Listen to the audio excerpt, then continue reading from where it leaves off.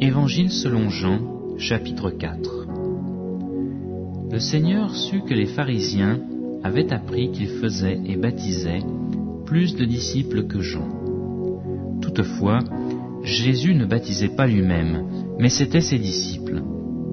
Alors il quitta la Judée et repartit pour la Galilée. Alors il fallait qu'il traverse la Samarie.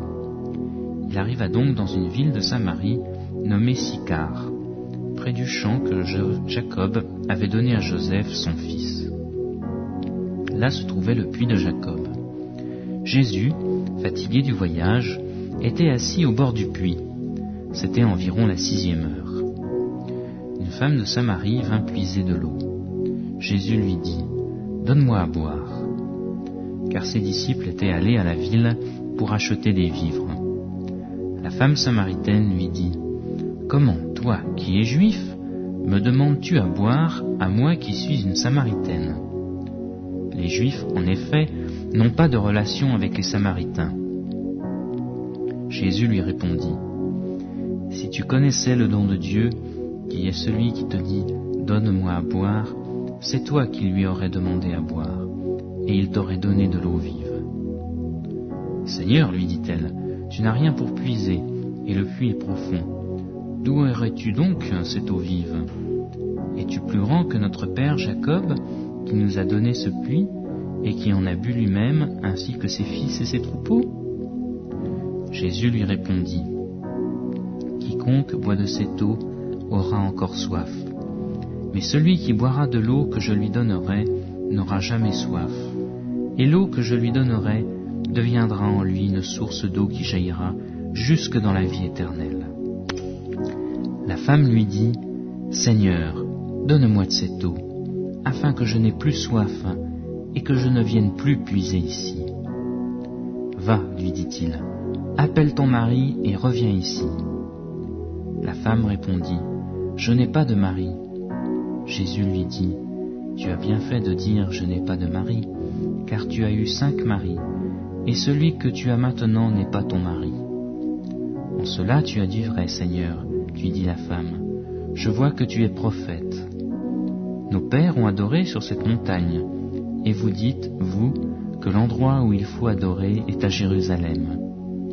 Femme, lui dit Jésus, crois-moi, l'heure vient où ce ne sera ni sur cette montagne, ni à Jérusalem que vous adorerez le Père. Vous adorez ce que vous ne connaissez pas. Nous adorons ce que nous connaissons, car le salut vient des Juifs. Mais l'heure vient, et c'est maintenant, où les vrais adorateurs adoreront le Père en esprit et en vérité. Car ce sont de tels adorateurs que le Père recherche. Dieu est esprit, et il faut que ceux qui l'adorent en esprit et en vérité. La femme lui dit : « Je sais que le Messie vient, celui qu'on appelle Christ. Quand il sera venu, il nous annoncera tout. » Jésus lui dit : « Je le suis, moi qui te parle. » Alors arrivèrent ses disciples, qui furent étonnés de ce qu'il parlait avec une femme. Toutefois, aucun ne dit : « Que demandes-tu ? Ou de quoi parles-tu avec elle ?» La femme laissa donc sa cruche, s'en alla dans la ville et dit aux gens : « Venez voir un homme qui m'a dit tout ce que j'ai fait. Ne serait-ce pas le Christ ?» Ils sortirent de la ville et vinrent vers lui. Pendant ce temps, les disciples le priaient en disant : « Rabbi, mange !» Mais il leur dit : « J'ai à manger une nourriture que vous ne connaissez pas. » Les disciples se disaient donc les uns aux autres : « Quelqu'un lui aurait-il donc apporté à manger ?»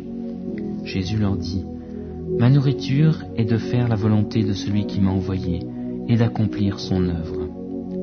Ne dites-vous pas qu'il y a encore 4 mois jusqu'à la moisson ? Eh bien, je vous le dis, levez les yeux et regardez les champs qui sont blancs pour la moisson. Déjà le moissonneur reçoit un salaire et amasse du fruit pour la vie éternelle, afin que le semeur et le moissonneur se réjouissent ensemble. Car en ceci, ce qu'on dit est vrai, l'un sème, l'autre moissonne. Je vous ai envoyé moissonner ce qui ne vous a coûté aucun travail. D'autres ont travaillé, et c'est dans leur travail que vous êtes entrés. » Plusieurs Samaritains de cette ville crurent en Jésus à cause de la parole de la femme qui rendait ce témoignage. Il m'a dit tout ce que j'ai fait. » Aussi, quand les Samaritains vinrent à lui, ils le prièrent de rester auprès d'eux. Et il resta là 2 jours. Ils furent encore beaucoup plus nombreux à croire à cause de sa parole. Et il disait à la femme, « Ce n'est plus à cause de tes dires que nous croyons, car nous l'avons entendu nous-mêmes, et nous savons que c'est vraiment lui le Sauveur du monde. »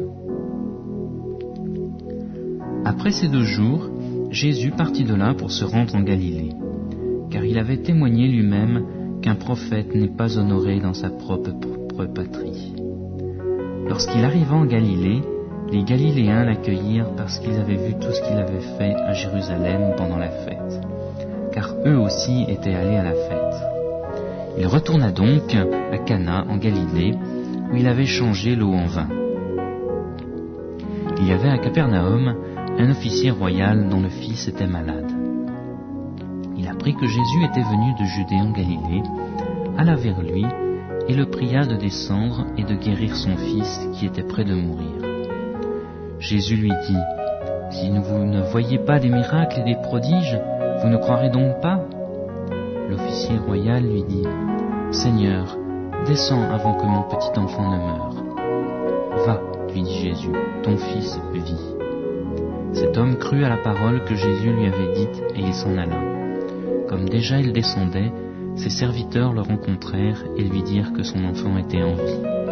Il s'informa auprès d'eux de l'heure à laquelle il s'était trouvé mieux et ils lui dirent, « Hier, à la 7e heure, la fièvre l'a quitté. » Le père reconnut que c'était l'heure même où Jésus lui avait dit, « Ton fils vit. » Et il crut, lui et toute sa maisonnée. Jésus fit encore ce second miracle après être venu de Judée en Galilée.